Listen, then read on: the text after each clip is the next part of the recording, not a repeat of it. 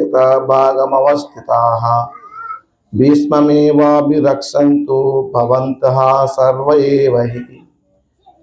సేనాప్యూహ ప్రవేశము ద్వారములో మీ ముఖ్య స్థానంలో నిలిచి మీరందరూ ఇప్పుడు భీష్మ పితామహులను సంరక్షణ చేకూర్చవలెను. ప్రథమ అధ్యాయంలో, భగవద్గీత ప్రథమ అధ్యాయంలో ధృతరాష్ట్రుడి యొక్క మనస్తాపము, దుర్యోధనుడి యొక్క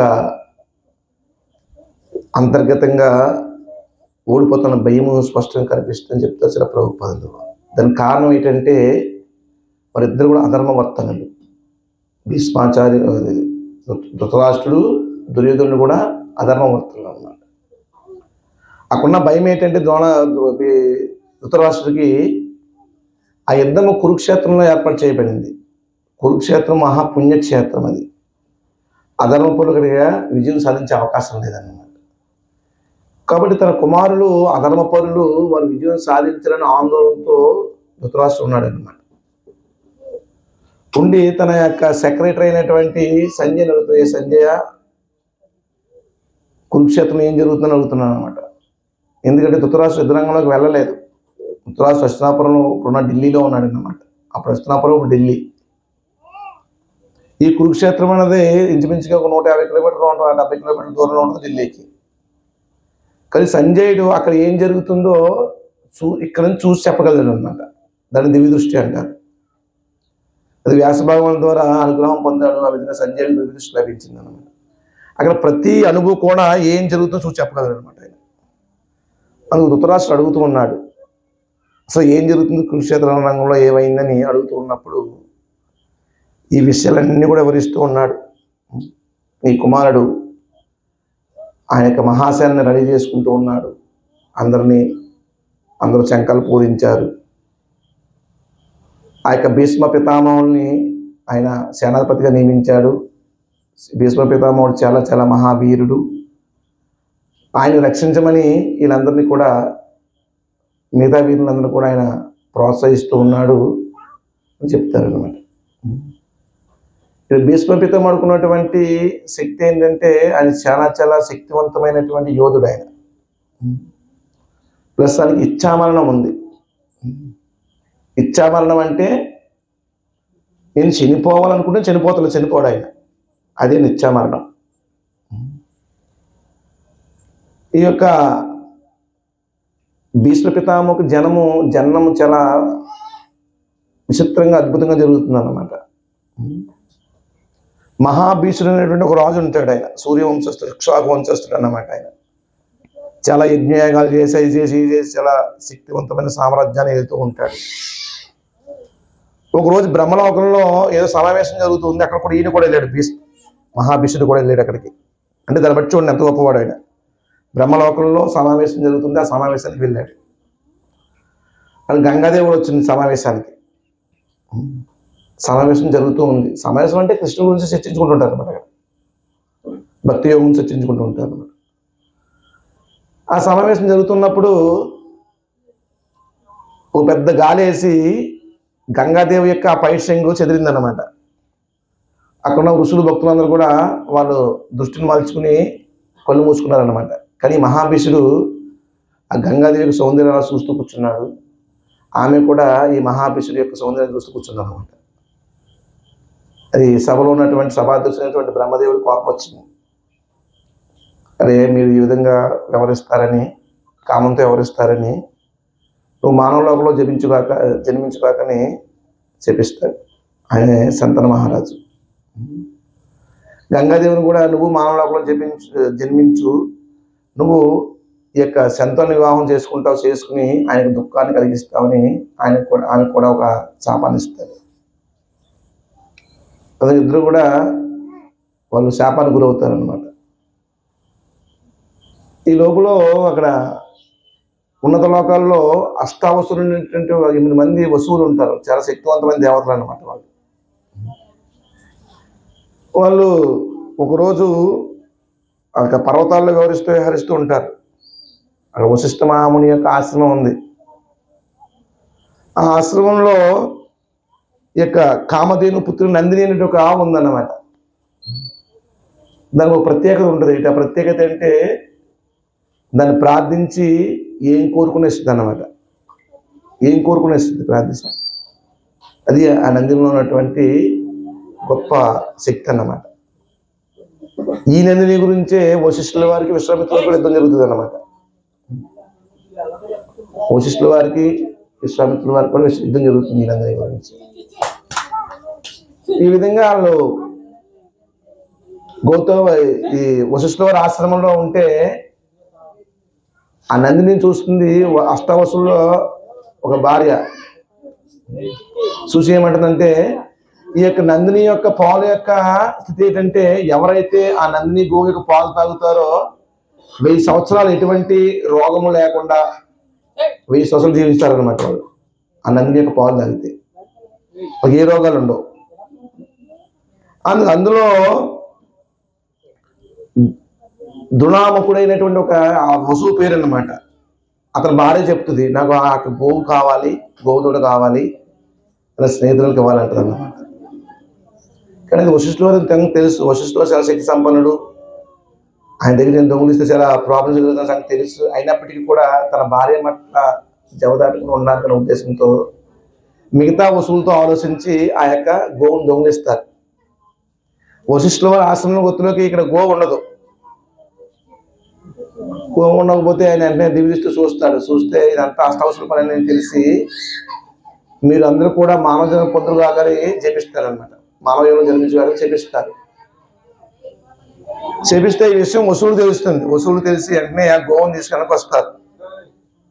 వెనక్కి వచ్చి వశిష్ఠుల వారు శరణాగతి అవుతారు. మమ్మల్ని క్షమించండి మహర్షి, మీ గోవుని దొంగిలించడం మా తప్పదమైపోయింది కాబట్టి మేము మీ గోవుని మీకు ఇచ్చేస్తున్నామని గోవుని ఇచ్చేస్తాను. అయినప్పటికీ వశిష్ఠుల వారు, నా శాపం నుంచి మీకు విముక్తి రిటర్న్ లేదు, విముక్తి పొందడానికి లేదు, కానీ మీరు ఒకసారి మానవ జన్మ లభిస్తారు, కానీ ఒక్కొక్కరు ఒక్కొక్క సంవత్సరము జన్మించిన వెంటనే కూడా మీరు తిరిగి ముక్తిని పొంది తిరిగి స్థానానికి వచ్చేస్తారని వశిష్ఠుల వారు వరమిస్తారు. కానీ ఒక్కొక్కరు మాత్రం శిక్షిస్తారు. ఎవరైతే ఆ గోవును దొంగిలించిన ముఖ్య కారకుడయ్యాడో ఆయన మాత్రము 100 సంవత్సరాలు భూలోకంలో ఉండి ఆయన అనేక రకాల కష్టాలు పొందుతూ, అదేవిధంగా ఆయనకి సంతానం కలగదు. ఆయన తండ్రి గురించి తన సంసార జీవితం త్యాగం చేస్తాడు. అతను ఎంతో యోధుడిగా ఉంటాడు, ఎంతో కీర్తి సంపాదిస్తాడు, గంగాపుత్రుగా పుడతాడని వశిష్ఠుల వారు వరమిస్తారనమాట. వరమిచ్చిన తర్వాత ఈ అష్టావసులు చాలా దిగాలుగా ఉంటారు. గంగామాత కూడా ఆమె శాపం ముందు ఆమె దిగాలుగా ఉంటుంది అన్నమాట. ఆ అష్టావసులు వచ్చి గంగామాతను ప్రార్థిస్తారు, ఏ తల్లి మమ్మల్ని దయచేసి నీ పుత్రులుగా పొంది మాకు శాప విముక్తి కలిగించంటే ఆమె అంగీకరిస్తుంది. ఓకే, నేను మిమ్మల్ని పుత్రులుగా పొందుతాను, మీకు శాప విముక్తి కలిగిస్తానని ఆమె వాళ్ళకి వరమిస్తుంది అన్నమాట. అలా ఇచ్చినప్పుడు ఒకరోజు శంతను మహారాజు అడవిలో వేటకు వస్తాడు. ఆ నది ఒడ్డిన, గంగా నది ఒడ్డిన ఒక అందమైన స్త్రీ విహరిస్తూ ఉంటుంది. చాలా సౌందర్యంగా ఉంటుంది అన్నమాట. శంతను మహారాజు ఆమె అడుగుతారు, ఎవరు మీరు ఇక్కడ ఉన్నారని అడుగుతాడు అన్నమాట. అడిగితే నా పేరు గంగా, నేను ఇక నది యొక్క స్వరూపాన్ని అని చెప్తుంది అనమాట. శంతను మహారాజు నేను వివాహం చేసుకుంటానంటాడు అనమాట. చేసుకుంటానంటే ఆమె కొన్ని కండిషన్స్ ఉన్నాయి, కండిషన్ అంగీకరిస్తుంది, వివాహం చేసుకుంటానంటారు అనమాట. ఏం చెప్పంటాడు అనమాట. వివాహం అయిన తర్వాత నేను ఏం చేసినా మీరు మాట్లాడకూడదు, మీరు మాట్లాడంటే నేను వెళ్ళిపోతానంటది అనమాట. అది కండిషన్. నేను ఏం చేసినా మాట్లాడకూడదు. శంతను మహారాజు ఒప్పుకుంటాడు. వివాహం అవుతుంది, ఇద్దరు ఆనందంగా జీవిస్తూ ఉంటారు. కొంతకాలం గడిచిన తర్వాత గంగాదేవి గర్భం ధరిస్తుంది. ఆమెకి పుత్రుడు పుడతాడు. పుట్టిన మనుషులమే పుత్రుని తీసుకెళ్ళి నీటిలో పడేస్తుంది. నీటిలో పడేస్తే పుత్రుడు అందు మునిగిపోతాడు. సంతోషం ఏమండవు. రెండోసారి అలా జరిగింది, నీటిలో పడేసింది, ఏమంటలేదు. మూడోసారి, నాలుగోసారి, ఐదోసారి, ఆరోసారి, ఏడోసారి 7 పుత్రుల్ని నీటిలో పడేసింది. పుట్టిన వెంటనే ఈ యొక్క సంతానం యొక్క హృదయం తరుక్కుపోతుంది అన్నమాట. ఏంటి చేసే పిచ్చి పని, ఈ విధంగా ఈమె నా వంశాంకురాలందరూ కూడా నీటిలో పడేసి సవరిస్తుంది, చాలా రాక్షసి వ్యవహరిస్తుంది, నేను రగిలిపోతుంటాడు లోపల. కానీ ఏమన్నాడు, ఎందుకంటే ఏమన్నా అంటే ఆమె వెళ్ళిపోద్ది, ప్రశ్నిస్తే వెళ్ళిపోద్ది అన్నమాట. ఇంకా అయినా ఓర్పుగా ఉంటాడు. మళ్ళీ 8వ గర్భం ధరిస్తుందని ఆమె పుట్టిన తర్వాత ఆమె తీసుకెళ్ళిపోతుంటే, పారేస్తుంటే ఓసి పాపి ఏంటి చేసి పని అడుగుతారు అనమాట. వెంటనే గంగాదేవి వెనక్కి వచ్చి, ఏ శంతన మహారాజా, మీరు మీ నియమం తప్పారు, నేను కాబట్టి నేను దగ్గర వెళ్ళిపోతాను, ఈ పుత్రుడిని నేనేమి సంపను, ఇంకా ఈ పుత్రుడిని నేను సంరక్షిస్తాను, యుక్తవశిస్తాను, మీకు అప్పచెప్తాను చెప్తుంది అన్నమాట. అంటే ఆమె సంతం చాలా బాధపడతాడు. అయినప్పుడు కూడా, ఎంత బాధపడినప్పుడు కూడా, లేదు లేదు కండిషన్ తప్పి ఏం చేయలేదు అనిపిస్తుంది, ఆమె వెళ్ళిపోతుంది గంగాదేవి. అలా కొన్ని రోజులు గడిచిన తర్వాత ఓ రోజు మళ్ళీ శంతన మహారాజు అడవికి వెళ్ళినప్పుడు ఆ గంగానదికి అడ్డుగాని బాణాలతో గోడ కట్టి గంగానదికి ప్రవాహాన్ని ఆపుతాడు ఒక యువకుడు. అరే ఇంత అద్భుతమైనటువంటి బాణ విధి నేర్చింది ఎవరు అని ఉద్దేశంతో ఈ సంతనుడు ఆయన దగ్గరికి వెళ్తాడు అనమాట. వెళ్ళి మెచ్చుకుంటాడు, ఎవరు నువ్వు అంటే నేను గంగా పుత్రుని అంటాడు అనమాట. సంతనుడు ఆయన తండ్రి సంగతి తెలియదు ఆయనకి. అప్పుడు అన్ని విషయం తెలిసి గంగాదేవి ప్రత్యక్షమయ్యి ఆమె తన పుత్రుడైనటువంటి భీష్మదేవుని తీసుకొస్తాను. ఆయనే భీష్మదేవుడు. ఆయన అసలు పేరు దేవవ్రతుడు. భీష్ముడు అసలు పేరు దేవవ్రతుడు. తీసుకొచ్చి, ఈయన మీ పుత్రుడు, చిన్నప్పుడు 8వ సంతానంగా ఉన్న పిల్లవాడిని తీసుకొచ్చాను కదా, ఆయన ఈ పుత్రుడు, తీసుకొని మీ వంశాలను తీసుకోనని సంతానం అప్పచెప్తుంది అన్నమాట. ఈయన వశిష్ఠుల వారి దగ్గర సకల విద్యలు నేర్చుకున్నారు, బృహస్పతి దగ్గర సకల విద్యలు నేర్చుకున్నాడు, శుక్రాచార్యులు సకల విద్యలు నేర్చుకున్నాడు, పరశురాముడి దగ్గర సకల విలువిద్యలు నేర్చుకున్నాడు. ఈయన మించిన యోధుడు యొక్క సృష్టిలో ఎవరు లేరని గంగాదేవి చెప్తున్నాను. ఆ విధంగా భీష్మ పితామహ సకల శాస్త్రాలు తెలిసినవాడు, సకల విలువిద్యలు వచ్చినవాడు భీష్మ పితామహుడు. అయితే ఆయన రాజ్యం తీసుకొచ్చారు, అస్త్రాపురం తీసుకొచ్చారు, రాజకుమారుడు ప్రజలందరూ ఆనందంతో ఉన్నారు. శంతనుడు తన కుమారుడికి రాజ్యాభిషేకం చేయాలి, ఇంక నేను రిటైర్ అయిపోయి అనుకుంటూ ఉన్నాడు. ఇలా అనుకున్నప్పుడు ఒకరోజు శంతన మహారాజు మళ్ళీ యమునా నది ఒడ్డుకి వేటకి వెళ్తాడు. వెళ్తున్నప్పుడు యమునా నది దాటడానికి ఒక మంచి అందమైన కన్య, సత్యవతి ఆమె పేరు, ఆమె నామం నడుపుతూ ఉంటుంది అన్నమాట. ఆమె సౌందర్యం చూసి ఈ శంతనుడు మళ్ళీ ఆమెని ప్రేమిస్తాడు. ప్రేమించి నేను వివాహం చేసుకుంటా అంటాడు అనమాట. ఆయన నా తండ్రి యొక్క మాట తప్పించి నేను ఏమి ఒప్పుకోనట్టు అనమాట. అంటే ఆయన తండ్రి దగ్గరికి అడుగుతాడు. అడిగితే ఆయన, నీకు వివాహం అయిందా అంటాడు. ముందు వివాహం అయింది, నాకు ఒక కుమారుడు కూడా ఉన్నాడు అంటాడు అనమాట. ఇప్పుడు తండ్రి ఏమంటాడంటే, ఆమె సత్యవతి తండ్రి, నా కుమార్తె వివాహం చేసుకోవడం ఉపయోగం లేదు, నా కుమార్తెకు పుట్టిన బిడ్డలు నువ్వు రాజు చేస్తానంటే నేను వివాహం చేస్తాను అనమాట. శంతన మహారాజు ఒప్పుకోడు అసలు. లేదు, నాకు ప్రియమైన కుమారుడు ఉన్నాడు, దేవవ్రతుడు, అతను చాలా చాలా ఉత్తముడు, సకల శాస్త్రం తెలిసిన సకల యోధుడు, అటువంటి ఉత్తముడిని మానేసి పుట్టబోయే బిడ్డలు ఎటువంటిదో తెలియదు, అటువంటి వాళ్ళని రాజుగా ప్రకటించాలని అంటాడు అనమాట. నువ్వు ప్రకటించకపోతే నిన్ను నా కుమార్తె వివాహం చేయనంటాడు అనమాట. ఆయన చేయనంటే ఈయన సత్యవతిని ఎంతో ప్రేమిస్తాడు, ఇంటి కోసం డల్లగా ఉండుంటాడు అనమాట తండ్రి. ఈ దేవతను అడుగుతాడు, రథసారిని అడుగుతాడు, అసలు ఏమైంది, ఏంటి పరిస్థితి. రథసారి ఏం చెప్పడు. అంటే ఎవరైతే కూడుతా ఉంటూ ఉన్నారో వాళ్ళు రహస్యం దాయవలసిన అవసరం ఉంటుంది అన్నమాట. స్నేహితుడు కానీ, లేకపోతే రథసోదకుడు కానీ, కోర నడిపేవాడు కానీ, లేకపోతే కూడతా ఉండేవాడు, రహస్యాలు దాయారు. ఉన్నత వ్యక్తులు రహస్యాలు దాయారు అనమాట. రహస్యాలు బయటకు చెప్పకూడదు, అది నియమం. అందుకు అతను చెప్పడం, ఏం చెప్పడు, నాకు తెలీదు ఏంటో చెప్తాడు అనమాట. ఎన్ని రకాలుగా మభ్యపెట్టి చెప్పడం అన్నమాట. చివరికి భీష్మ పితామహుడు రాజ్యం క్షేమం కోరి చెప్పకపోతే పాపం అవుతుందని చెప్పి, ఆయన చాలా సకల శాస్త్రం తెలుసు కాబట్టి ఆయన అంటే చివరికి చెప్తాడు అనమాట, నీ తండ్రిలాగా సత్యవతి అనేటువంటి ఒక స్త్రీని ప్రేమించాడు, మరి ఏమైందో తెలియదు, అప్పటి నుంచి ఆయన చాలా చాలా విచారంగా ఉంటూ ఉన్నారని చెప్తాడు అనమాట. భీష్మదేవుడు తెలుసుకుని వెళ్తాడు, వెళ్ళి ఆమెని ప్రార్థిస్తాడు. అప్పుడు ఆ తండ్రి వస్తాడు, ఆమె తండ్రి సత్యవతి తండ్రి వచ్చి, లేదు లేదు, నువ్వు రాజు అయినప్పుడు నా కుమార్తె పుట్టి పిల్లలందరూ బానిసలు అవుతారు, అయితే వాళ్ళు రెండవ సంతానం ఉంటారు తప్పించి రాజ్యాధికారం రాదు, కాబట్టి నేను చేయను అంటాడు అన్నమాట.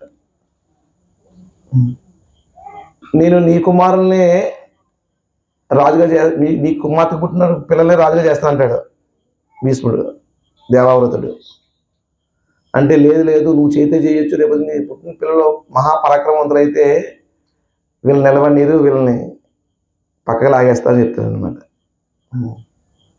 అప్పుడు భీష్ముడు చెప్తాడు అనమాట, నేను సకల పంచభూతాల సాక్షిగా చెప్తున్నాను, నేను వివాహం చేసుకోకుండా నిత్య బ్రహ్మచారిగా ఉండిపోతాను నా తండ్రి గురించి శపథం చేస్తాడు అన్నమాట.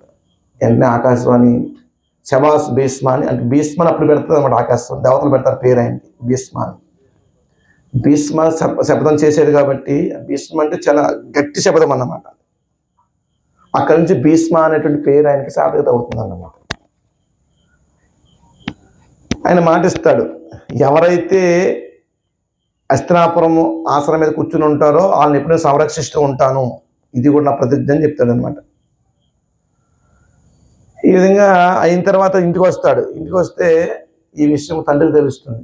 తండ్రి చాలా బాధపడతాడు, లేదు లేదు, నా గురించి త్యాగం చేయవలసిన అవసరం లేదు, నేను త్యాగానికి ఒప్పుకోను, నీ జీవితం నేను నాశనం చేసి నేను వివాహం చేసుకోవాలంటాడు అనమాట. లేదు తండ్రిని సుఖపడటమే కుమారుడి యొక్క ధర్మం, కాబట్టి మీరు ఆనందంగా ఉండడమే నా ధర్మం, కాబట్టి తప్పకుండా మీరు ఆనందంగా ఉండాలని చెప్తాడు అనమాట. అప్పుడు శంతన మహారాజునికి వరం ఇస్తాడు, పుత్రుడు నీకు ఇచ్చామరణాన్ని వరంగా ఇస్తున్నాను, నువ్వు మరణిస్తానంటేనే నీకు మరణం వస్తుంది, అయితే నేను అప్పుడు మరణం లేదు, నువ్వు ఎన్ని యుగాలు జీవించినప్పటికీ కూడా నీకు మరణం లేదని చెప్తాడు అనమాట. అందుకు ఈ విషయాన్ని కారణంగా తీసుకుని దుర్యోధనుడు మనకు ఒక భీష్మ పితామహ సాడు, ఈయనకి మరణం లేదు కాబట్టి ఎవరు ఈయన ఓడించలేరు, కాబట్టి మనం యుద్ధంలో నెగ్గొచ్చు అనేటువంటి హామీతో దుర్యోధనుడు ఉంటాడు అన్నమాట. అది ఒకే ఒక హామీ దుర్యోధనుడికి. కానీ భగవంతుడు ఏం చెప్పాడు, జాతస్య హి ధ్రువో మృత్యు ధ్రువం, పుట్టిన ప్రతి మనిషికి మరణం తప్పదు. అది భీష్ముడు వచ్చి ఎవరన్నా ఏదో కారణంగా మరణం వస్తుంది అన్నమాట. అది భగవంతుని యొక్క ప్రకృతి యొక్క విధానం అదంతా కూడా. కాబట్టి భీష్ముడు కూడా మరణం ఉంటుంది. కానీ దుర్యోధనుడు ఏమనుకుంటే భీష్ముడికి మరణం ఉంటుంది, ఇచ్చా మరణం ఉంటుంది అన్న. కానీ భగవంతుడు ఏం చేస్తాడు, మరణాన్ని కోరుకునే పరిస్థితులు ఏర్పాటు చేస్తాడు అనమాట. ఆయనకి మరణం ఇచ్చామని కరెక్టే, ఆయన బతకొచ్చు, కానీ చనిపోవాలనుకునేటువంటి పరిస్థితులు ఏం చేస్తాడు. మనం కూడా అప్పుడప్పుడు అనుకుంటాం, వచ్చి ఎదవదు సత్తే అనుకుంటాం కదా, చాలాసార్లు అనుకుంటున్నాం, ఏదో కష్టం వచ్చినప్పుడు, నష్టం వచ్చినప్పుడు, బాధలు వచ్చినప్పుడు అనుకుంటాం అనుకోమా. అలాగే భీష్ముడు కూడా ఆయన అర్జునుడి యుద్ధంలో ఆయన్ని అనేక రకాల బాణాలతో కొట్టినప్పుడు శరీరం అంతా బాణాలతో నిండిపోద్ది అన్నమాట. ఇంకా ఆయన బతుకుల మొత్తం ఉపయోగం ఉంటుంది అప్పుడు. అది భీష్మ పితామహం ఇచ్చామరణం పొందాడు. కానీ ఇచ్చామరణం పొందినప్పటికీ కూడా భీష్ముడు మహాధర్మాత్ముడు, ప్లస్ ఆయన ఒక మహాజనుడు. 12 మంది మహాజనులు ఉన్నారు, అందులో భీష్మ పితామహ మహాజనుడు అంటే భగవంతుని యొక్క భక్తి యుక్త సేవలను పూర్తిగా ఎరిగిన వాళ్ళే మహాజనుడు అన్నమాట. అంటే భగవంతుని ఎలాగా సేవించాలి, ఎలా మెప్పించాలి, భగవంతునితో మనం ఎలాగా ఆనందంగా జీవించాలి తెలిసిన వ్యక్తుల్లో 12 మంది వ్యక్తుల్లో భీష్ముడు ఒకడు అన్నమాట. మహాజనాస్ అంటారు, బ్రహ్మ, శివుడు, నారదుడు, సనత్ కుమారుడు, అదేవిధంగా స్వయంభూ మనువు, జనక మహారాజు, సుఖదేవ గోస్వామి, బలి చక్రవర్తి, ప్రహ్లాద్ మహారాజు, వీళ్ళందరూ కూడా 12 మంది మహాజనులు అన్నమాట. ఈ సృష్టి అంతా ఈ 12 మంది మహాజనుల యొక్క భక్తి యోగ విధానం మీద అంత ఆధారపడి ఉంటుంది అన్నమాట. ఈ మహాజనుల యొక్క అడుగుజాడలను ఎవరైతే ఆచరిస్తారో వాళ్ళు తప్పకుండా భక్తులు విజయాన్ని పొందుతారు అన్నమాట. ఇంకేం సందేహం లేదు. ఈ 12 మందిలో ఎవరన్నా సరే అటువంటి వాళ్ళు భీష్మ పితామహుడు ఒకటి అన్నమాట. ఇది దుర్యోధనుడు భీష్మ పితామహుడి యొక్క సామర్థ్యం చూసి ఆయన చాలా చాలా గర్వపడుతూ ఉన్నాడు అన్నమాట. కానీ అవతల పక్షంలో ఉన్నది సాక్షాత్ శ్రీకృష్ణ భగవాన్ దేవదేవుడు సకల సృష్టిని సృష్టించగలడు, స్థితి కలిగించగలడు, తర్వాత దాన్ని లయం చేయగలడు అన్నమాట. అది భగవంతుని యొక్క శక్తి. అటువంటి శ్రీకృష్ణ భగవానుడు అతని పక్షాన ఉండి ఏదో ఇచ్చామన్నటువంటి భీష్మదేవుణ్ణి ఆయన తన ఏకైక అస్త్రంగా భావిస్తూ ఉన్నాడు దుర్యోధనుడు. కారణం ఏంటంటే ఆయన భగవంతుని పట్ల ఎటువంటి విశ్వాసం ఏమీ లేదు. అసలు కృష్ణుని భగవంతుడుగానే ఆయన అంగీకరించటం లేదు ముందు ఫస్ట్ ఆఫ్ ఆల్. ఇక్కడ సంతనుడు కానీ భీష్మదేవుడు కానీ ఉన్నతలోక జీవులలో స్వర్గలోకం పైన ఉన్నటువంటి వ్యక్తులు అన్నమాట. వాళ్ళందరూ కూడా జన తపలోకంలో ఉన్నటువంటి వ్యక్తులు. వాళ్ళు స్వర్గలోకం కన్నా ఉన్నతమైన లోకం అది. స్వర్గలోకం అంటే ఉన్న అంత గొప్పదనుకుంటాం మనం. స్వర్గలోకం పైన జన తప చాలా లోకాలు ఉన్నాయి. ఆ లోకాలు ఇంకా గొప్ప లోకాలు అన్నమాట. ఆ లోకంలో జీవించే వ్యక్తులే వాళ్ళు కొన్ని తప్పులు చేయడం వల్ల కింద భూలోకంలో మానవుగా జన్మించారన్నమాట. అందులో భీష్ముడు ఒకడు, సంతనుడు ఒకడు, గంగాదేవి ఒకడు. ఈ విధంగా ఈ భీష్మదేవుడికి వరం ఉంటుంది అన్నమాట. ఈ లోపల ఏమవుతుందంటే ఈ సత్యవతి ఆమె ఒకరోజు అడవులు నావు నడుపుతూ ఉంటుంది అన్నమాట. సంతనుడి వివాహం కాకముందు నావు నడుపుతూ ఉంటే ఆయన వ్యాస భగవాన్ యొక్క తండ్రి పరాశరముని ఆ సమయంలో ఆ పర్వలో వెళ్తుంటాడు అనమాట. కానీ నేను సకల శాస్త్రజ్ఞుడు, ఆయన సకల శాస్త్రాలు తెలుసు, గ్రహాల స్థితులని తెలుసు అన్నమాట. ఆయన వెంటనే అప్పుడున్నటువంటి గ్రహస్థితిని ఆలోచిస్తాడు. గ్రహస్థితిని ఆలోచించి ఇప్పుడు చాలా చాలా శుభగడియలు ఈ యొక్క గడియల్లో ఎవరు జన్మిస్తారో అతను చాలా గొప్పవాడుతాడు, సాక్షాత్ భగవంతుని యొక్క అవతారం అవుతుందని ఆయన వెంటనే ఎదుర్కొంటున్న సత్యవతిని అడుగుతాడు. నీతో సంతానం అంటాడట అనమాట. ఆమె అంటారు, లేదు నీ కన్యని నాతో సంతానం అంటాడు. లేదు లేదు, నీ యొక్క కన్యత్వం కానీ నీ యొక్క మానత్వం నీకు ఏమిటువంటి లోటు రాదు, ఇది ఒక అద్భుతమైనటువంటి అని ఉద్దేశంతో ఆయన మంత్రశక్తి ద్వారా సంతానం అంటాడు అనమాట. ఆయన వ్యాస భగవానుడు. ఇక్కడ వ్యాస భగవాన్ సత్యవతి కుమారుడు వ్యాస భగవానుడు. అందుకే వ్యాస భగవానుడు ద్వారా మళ్ళీ వంశాన్ని తిరిగి రీజనరేట్ చేస్తుంది సత్యవతి. ఈ విధంగా భీష్మదేవుడు ఆ యొక్క సింహాసనం కూర్చున్నటువంటి ప్రతి వ్యక్తిని రక్షిస్తూ ఉంటాడు. ఈ విధంగా సత్యవతికి వివాహం అయిన తర్వాత సంతనుడు ఆమెతో చాలా సంతోషంగా ఆనందంగా ఉంటాడు. ఆయనకి చిత్రాంగదుడు విచిత్రవీరుడు ఇద్దరు కుమారులు జన్మిస్తారనమాట. ఇద్దరు కుమారులు కూడా చాలా చాలా యోధులు ఇద్దరు కూడా. ఈ చిత్రాంగదుడు చాలా యుద్ధాలు చేసి విజయాలు సాధిస్తాడు. కానీ ఆయనకు గర్వం ఉంటుంది అన్నమాట. నేను చాలా గొప్పవాడిని, నన్ను మించిన గొప్పవాడు ఎవరు లేరు. అది చాలా గర్వంగా వ్యవహరిస్తూ అందరిని లోపుగా చిన్నచూపు చూస్తూ ఉంటాడు అనమాట. దేవతను కూడా అవమానిస్తూ ఉంటాడు ఆయన. అప్పుడు ఇంకొక చిత్రాంగదుడికి గంధర్వరాజు ఒకరికి విషయం తెలుస్తుంది అన్నమాట. వీడు ఎవడో నా పేరు పెట్టుకుని నా పేరుని పాడు చేస్తున్న ఉద్దేశంతో ఈ యొక్క చిత్రాంగదుడిని యుద్ధానికి ఆహ్వానిస్తాడు అన్నమాట. ఆహ్వానిస్తే యుద్ధం చేస్తారు. వాళ్ళతో కురుక్షేత్ర యుద్ధం చేస్తారు. 3 సంవత్సరాలు యుద్ధం చేసిన తర్వాత గంధర్వ చిత్రాంగదుడు ఈ చిత్రాంగదుడిని సంహరిస్తాడు. అక్కడితో ఒక కుమారుడు చనిపోయాడు, సంతను కుమారుడు. సంతనుడు కూడా చనిపోతారు. విచిత్రవీరుడు ఉన్నాడు. విచిత్రవీరుడు అంటే స్త్రీలోరుడు. ఆయన సరిగ్గా రాజ్యాన్ని పట్టించుకోవడం ఏం చేయడు.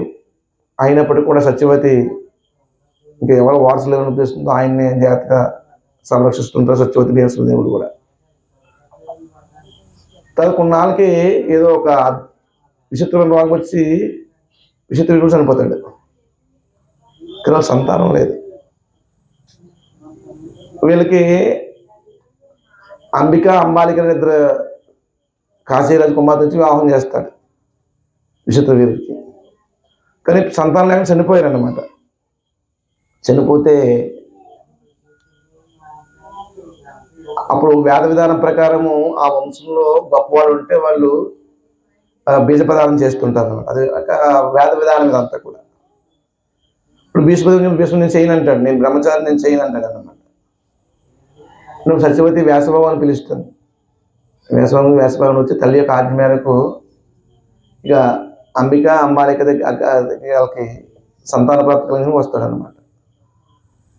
వీళ్ళు ఏంటంటే వీళ్ళు వ్యాస మహర్షి యొక్క రూపాన్ని చూస్తారు. ఒక వ్రతంలో ఉంటాడు, చాలా విచిత్రమైనటువంటి వేషధారంలో ఉంటాడు.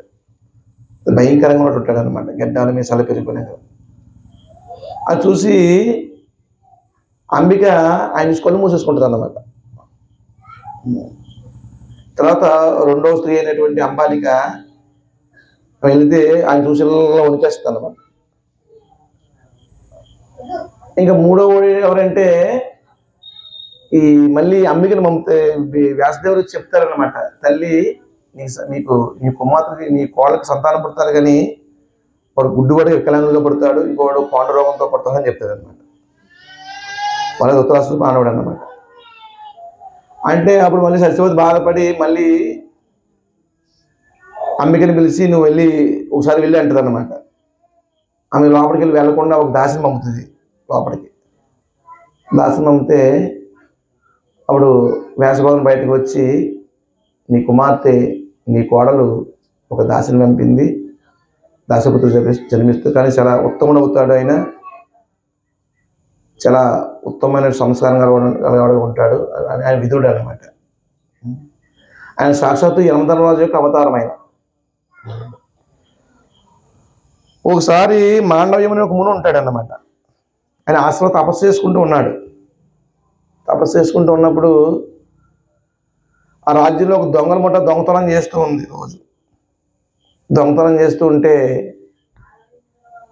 ఈ రాజు వాళ్ళని ఎంత పట్టుకున్న ప్రయత్నం తప్పించిపోతున్నారు అనమాట. ఓ రోజు వాళ్ళని సైనికులు తోడుతూ ఉంటారు. ఇంకా ముఠా సైనికులను వదలని ఉద్దేశం తెలుసుకుని అడవిలో ప్రవేశించి ఈ మాండవ్యముని తపస్సు చేసుకుంటూ ఉంటాడు. ఆశ్రమంలో ప్రవేశించి ఆయన వస్తువుల కింద బంగారు వస్తువులను పెట్టేసి వాళ్ళు అక్కడికి వెళ్ళిపోతారు. ఈ రాజు యొక్క సైనికులు ఈ దొంగల ముఠ అందరి కలిసి చూస్తారనమాట, ఆశ్రమం కలిసి చూస్తారు. చూసి వీళ్ళు కూడా ఆశ్రమంకి వస్తారు, వచ్చి నిలుగుతారు. ఈ మానవుడు ధ్యానంలో ఉన్నాడు. యాక్చువల్గా ఒంట్లోకి వాళ్ళు నిలిగితే అక్కడ మనుషులు లేరు, కానీ అన్ని నిలిగితే బంగారం దొరికింది, దొంగిలించి బంగారం దొరికింది అనమాట.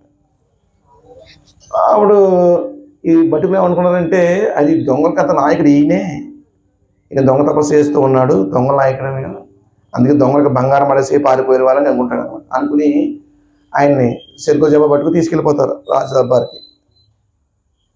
ఆమెకు అసలు ఏమవుతుందో తెలియదు దానికి అసలు. వెంటనే రాజాను తీసుకు రాజా ఈయన దొంగతనం చేసి దొంగ నాయకుడు పట్టుకు చెప్తారనమాట. వెంటనే రాజు ఈయనకి కుర్ర ఏంటి అంటాడు అనమాట. కుర్ర అంటే ఏంటి, ఆయన బుధంలోంచి ఒక సూర్యుని దిగేస్తాం అనమాట. అంటే సూర్యుని కూర్చోబెడతారు, కుర్ర అంటే అది అనమాట. అంటే మనిషి చచ్చిపోతాడు. మన బుధంలోంచి బలం దిగితే ఏమంటుంది, బతుకుతామా? కానీ తపస్సాలు కాబట్టి బతుకున్నాడు ఆయన. కుర్ర వేసేది ఆయన చాలా విపరీతమైన బాధ వస్తుంది అన్నమాట. అప్పుడు వెంటనే ఆయన యోగశక్తి ద్వారా యమలోకానికి వెళ్ళాడు అనమాట. యమలోకానికి వెళ్ళి యమధర్మరాజుని ప్రశ్నిస్తున్నాడు. ఈ యమధర్మరాజా, నేను చాలా తపస్సు చేసుకుంటూ ఉన్నాను, ఎవరికి అన్యాయం చేయలేదు, ఎటువంటి తప్పిదం చేయలేదు, అధమం చేయలేదు, నాకు ఎందుకు శిక్ష పడిందని అడుగుతాడు అన్నమాట. అంటే యమధర్మరాజు తన దివిజ చూసి, నువ్వు చిన్నప్పుడు బాల్యంలో కొన్ని సేవల్ని బంధించి అటు హింసించావు, ఆ కారణంగా నీకు శిక్ష వేసామని చెప్తాడు అనమాట యమధర్మరాజు. కారణం ఏంటి, చిన్నప్పుడు ఇప్పుడు సేవలను హింసించావు, ఆ సేవను హింసించిన కారణంగా నీకు శిక్ష వేసాను అంటాడు అనమాట.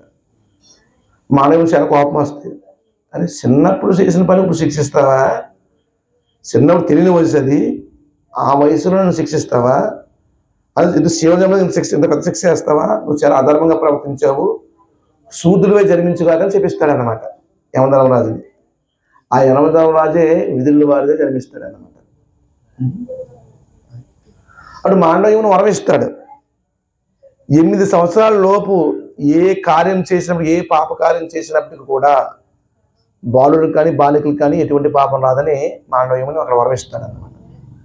అందుకు 8 సంవత్సరాల లోపల ఎవరు చేసినా, పిల్లలు ఏ పాపం చేసినా వాళ్ళ పాపం రాదు. 8 సంవత్సరాలు దాటితే మళ్ళీ 4 పాపం వస్తుంది అన్నమాట. ఆ విధంగా మాండవ్యముని శాపం వల్ల యమధర్మరాజు ఈ యొక్క కురు వంశంలో విధులుగా జన్మిస్తాడనమాట. విధుల వారు భీష్మితామహ పరమకృష్ణ భక్తులు ఇద్దరు కూడా. ఈ విధంగా జన్మించిన తర్వాత ధృతరాష్ట్రుడు పాండురాజు ఉంటారు. పాండురాజు కుంతిదేవి వివాహం చేస్తారు. కుంతిదేవి శ్రీకృష్ణ భగవాన్ యొక్క మేనత్త. అదే ధృతరాష్ట్రుడికి గాంధారరాజు కుమార్తె వివాహం చేస్తారు.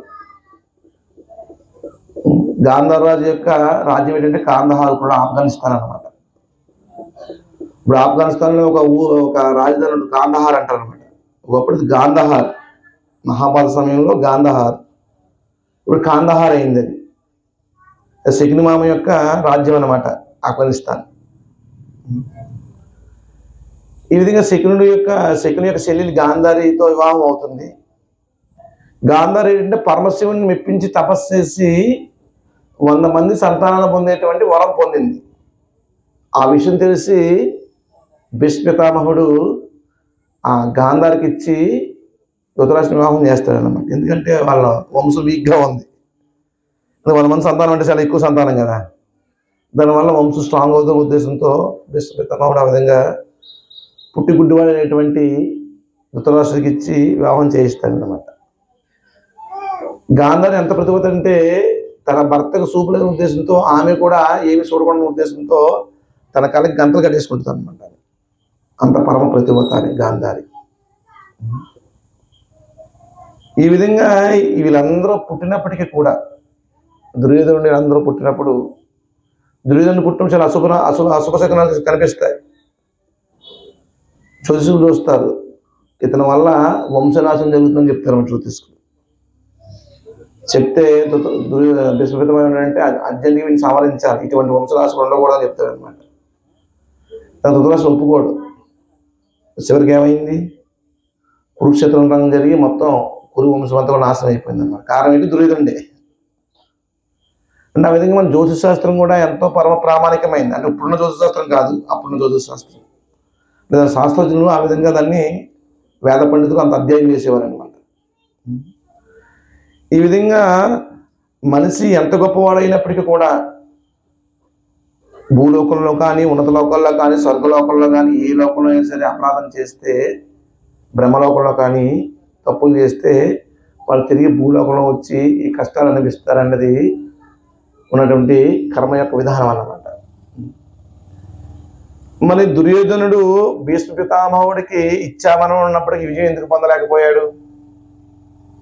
కారణం ఏంటంటే దుర్యోధనుడి యొక్క అధర్మవర్తనే కారణం. అంటే ధర్మో రక్షితి రక్షిత, ధర్మాన్ని మనం రక్షిస్తే ధర్మం రక్షిస్తుంది. మనం అధర్మం చేస్తే శిక్షించబడతాం. మన ధర్మం అంటే ఏంటి? ధర్మంతు సాక్షాత్ భగవత్ ప్రణీతం. ఏదైతే భగవన్ చెప్పాడో అదే ధర్మం. ఈ భగవద్గీత భగవన్ చెప్పిన ధర్మం ఇది. దీన్ని మనం ఎప్పుడైతే ఆచరిస్తామో మనం తప్పకుండా సంరక్షించబడతాము.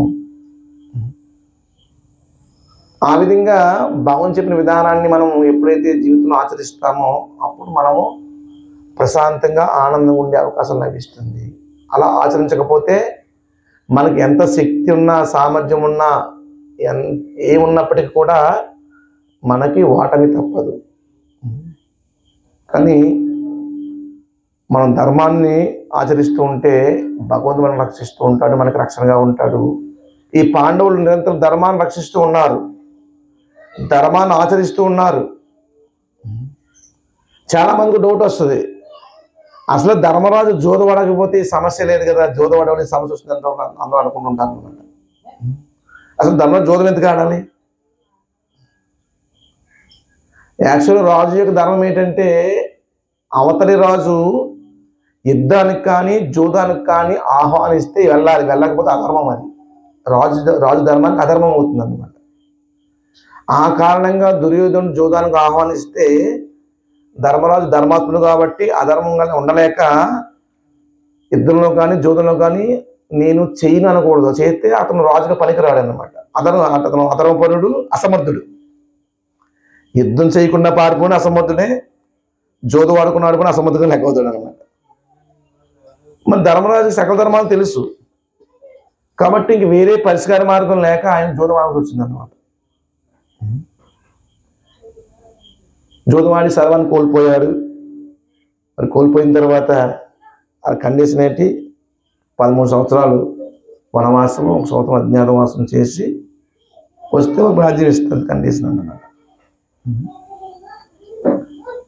కానీ ఆ కండిషన్స్కి దుర్యోధనుడు ఒప్పుకోలేదు. సాక్షాత్తు భగవంతుడు వచ్చే ఆయనకి రాయబారం చేశాడు, ఏ దుర్యోధన యుద్ధం చెయ్యొద్దు. దుర్యోధను కృష్ణుడు కూడా బంధువే. కృష్ణుడి కుమార్తెని, కృష్ణుడు కోడలు అన్నమాట, సాముడి యొక్క భార్య. సాముడు దుర్యోధన కుమార్తెను ప్రేమిస్తాడు. ప్రేమించి ఆమెను ఎత్తుకు తీసుకెళ్ళిపోతాడు అన్నమాట. తీసుకెళ్ళిపోతే ఈ దుర్యోధనుడికి చాలా కోపం వస్తుంది. అరే మా కుమార్తె తీసుకెళ్ళిపోతావు యాదవుడు అది ఇదని చాలా కోపడతారనమాట. కోపడి స్వామిని బంధిస్తారు. కృష్ణ కుమారుని, జాంబవతి యొక్క కుమారుడు అన్నమాట. మరి ఈ విషయము యదువంశం తెలుస్తుంది. అది తెలిసి ఇటు మన కుర్రాన్ని బంధిస్తారా, మనకి ఎంత ధైర్యము కౌరవులకి అని ఉద్దేశంతో అందరూ యుద్ధానికి సన్నద్ధవుతారు యాదవులు అందరూ కూడా.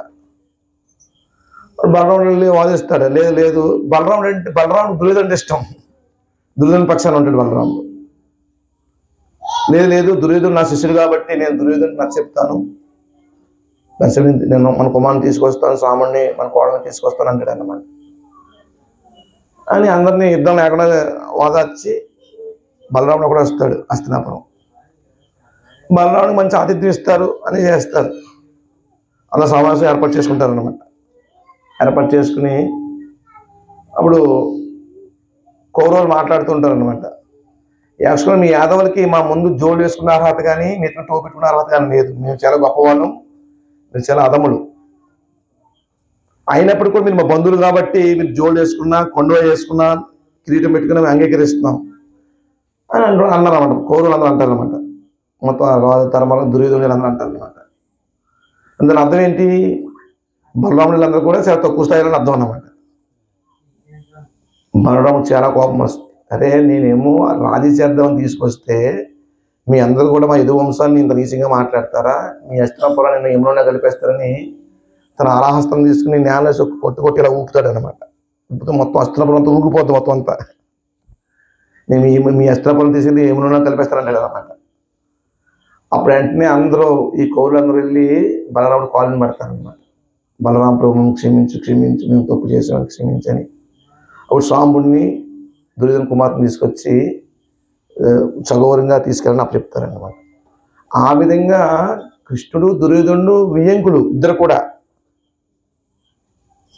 అయినప్పటికీ కూడా పాండవులు కూడా బాగా దగ్గర బంధువులు భగవంతుడికి, కృష్ణుడికి స్వయంగా మేనత్త కుమారులు ఇద్దరు బంధువులే కాబట్టి భగవంతుడు రాయబారం వచ్చాడు. అక్కడ వచ్చారు, యుద్ధం ఎందుకు, ఇదంతా ఎందుకు వేస్ట్ టైము, మీ ప్రాణాలు వేస్ట్, వంశం వేస్ట్ అయిపోద్ది, ఎంతోమంది స్త్రీలు ఎదవలు అవుతారు, ఎంతోమంది పిల్లలు తండ్రులు లేని వాళ్ళు అవుతారు, కుటుంబ సంరక్షణ లేని వాళ్ళు అవుతారు, యుద్ధం వల్ల చాలా చాలా నష్టం వస్తుంది, మీరు యుద్ధం చేయకండి అంటారు అనమాట. దయచేసి రాజీగిరిని అంటారు అనమాట. ధృతరాష్ట్రుడు ఏమంటాడంటే నా చేతుల్లో ఏమి అన్న కుమారుడు ఇష్టం అంటాడు అనమాట. మరి కుమారుడు ఇష్టం అంటే దుర్యోధనుడు ఏమంటాడు, రాజ్యం అని అంటాడు అనమాట. వాళ్ళు లేదు, పాండవులు అజ్ఞాతవాసం సరిగ్గా చేయలేదు, పాండవులు అజ్ఞాతవాసం మేము కనిపెట్టేశాము కాబట్టి మళ్ళీ వనవాసము అజ్ఞాతవాసం చేసి రమణ ఇస్తామంటాడు అనమాట. దానికి ఎవరు ఒప్పుకోరు. భీష్మాచార్యులు, ద్రోణాచార్యులు, కృపాచార్యులు చాలా గంటలు లేదు లేదు పాండవులు ఖచ్చితంగా అది చేసేసారు, కొన్ని క్యాలెండర్ల ప్రకారం అది కంపల్సరీ చేసేసారు, అందులో ఏమీ సందేహం లేదు, వాళ్ళ గడియల ప్రకారం చేశారు. ఆ అజ్ఞాతవాసం గడిలు అయిపోయిన తర్వాతే వాళ్ళు కనిపించారు కాబట్టి అది ఒత్తిడి రా చెప్తారు అనమాట. దుర్యోధన ఏమంటే మీరు పాండవుల పక్షపాతులు, మీరు ఎలాగ మాట్లాడతారో కుదరదు అంటారు అనమాట. చివరికి శ్రీకృష్ణ భగవాన్ చెప్తాడు, ఈ దుర్యోధన కనీసము ఒక 5 ఊళ్ళని ఇవ్వండి, యుద్ధం అవసరం లేదు, 5 ఊళ్ళు ఇస్తే వాళ్ళు ఆ ఊర్లో ఉంటారంతే, నీకు ముంతలు అనిపించంటారు అనమాట. కానీ దుర్యోధనుడు సూది మన మోపంత నేల కూడా ఏమని అంటాడు అనమాట. చాలా మంది ఏమనుకుంటారంటే భగవంతుడి యొక్క ఈ యొక్క విషయాన్ని అపార్థం చేసుకుంటూ ధర్మరాజుని అపార్థం చేసుకుంటూ ఉంటారు చాలా మంది, తెలియని వాళ్ళందరూ కూడా. జోదం ఎందుకు ఆడాలి, యుద్ధం ఎందుకు జరగాలి అని అంటుంటారు అనమాట. కానీ అక్కడ సాక్షాత్తు భగవంతుడే స్వయంగా వచ్చి రాయబారం చేశాడు యుద్ధం వద్దని. కానీ దుర్యోధనుడు వినలేదు. యుద్ధానికి కారణం దుర్యోధనుడు, ధర్మరాజు కాదు. మరి దుర్యోధనుడు ఎందుకు యుద్ధం చేస్తారంటున్నాడు? భీష్మాచార్యుల వారికి ఇచ్చామరణం ఉంది కాబట్టి ఆయన ఎవరు ఓడించలేరు, ఎవరు చంపలేరు, కాబట్టి విజయం నాకే వస్తుంది. ద్రోణాచార్యులు పరశురామ శిష్యుడు, ఆయన కూడా ఎవరు ఓడించలేరు. కర్ణుడు కూడా పరశురామ శిష్యుడు, చాలా యోధుడు, ఆయన ఎవరు ఓడించలేరు. అశ్వత్థామ, వీళ్ళందరూ మహాయోధులు ఉన్నారు నా పక్షాన్ని, కాబట్టి ఎవరు నన్ను ఓడించలేరు, కాబట్టి విజయం నాకే. ప్లస్ నాకు 11 అక్షౌహిణ సైన్యం ఉంది, పాండవులకి 7 అక్షౌహిణ సైన్యమే ఉంది, కాబట్టి ఎట్టి పరిస్థితుల్లో సంఖ్యాబలం ప్రకారం చూసుకుంటే నాకే ఎక్కువ ఆస్కారం ఉంది అని యుద్ధంలో విజయం గురించి ఆలోచిస్తున్నాడు దుర్యోధనుడు అన్నమాట. కానీ ఆయనకి లేనిదేంటి? ధర్మం ఒకటి లేదు, సాక్షాత్ ధర్మస్వరూపుడు భగవంతుడు కూడా ఆయన పక్షాన లేడు. కాబట్టి మనం భగవంతుడి యొక్క పక్షాన్ని కానీ భగవంతుని యొక్క పాదపద్మాన్ని సేవించుకున్నా కానీ భక్తి యోగం వల్ల లేకుండా మనం ఎన్ని కర్మలు చేసినప్పటికీ కూడా సఫలీకృతం కాదు, అన్నట్టు అపజయమే వస్తుంది. మనకి ఎంత శక్తి, సామర్థ్యము, ఐశ్వర్యము, బలము ఉన్నప్పటికీ కూడా భగవంతుడు మన పక్షాన లేకపోతే, భగవంతుడి యొక్క పాదపద్మాన్ని మనం ఆశ్రయించకపోతే మనకి ఎప్పుడు కూడా ఏ జన్మలో కూడా విజయం పొందేటువంటి అవకాశం ఉండనే ఉండదు అన్నమాట. ఈ విధంగా మనము భక్తి యోగం ద్వారానే అన్ని విజయాలు సాధించగలుగుతాం. అర్జునుడు విజయం సాధించిన కారణం ఏంటి? భగవంతుడు ఆయన పక్షాన ఉన్నాడు. అప్పుడు ఇంకా యుద్ధం జరగలేదు. సంజయ్ ఏం చెప్తున్నాడు? ఎత్ర యోగేశ్వర కృష్ణో ఎత్ర పార్థో ధనుర్ధర తత్ర శ్రీరుజి భూతిరువ నితిర్మమ్మ.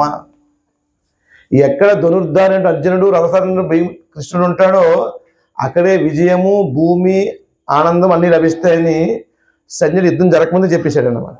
లాస్ట్ శ్లోకంలో, భగవద్ శ్లోకం లాస్ట్ శ్లోకం అనే. ఆ విధంగా భగవంతుడు ఎక్కడుంటే వాళ్ళకే విజయం లభిస్తుంది. కాబట్టి భగవంతుణ్ణి మన హృదయంలో ప్రతిష్ఠించుకుంటే మనకి కూడా విజయం లభిస్తుంది.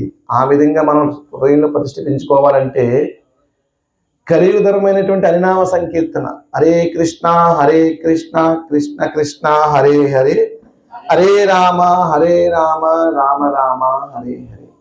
ఈ నామాన్ని జపించడం ద్వారా మనం కృష్ణుని హృదయంలో ప్రతిష్ఠించుకోవచ్చు. మన హృదయంలో పరమాత్మ ఉన్నాడు, ప్రతి వాళ్ళ హృదయంలో పరమాత్మ ఉన్నాడు. కానీ ఉన్నాడని సంగతి అందరికీ తెలియదు.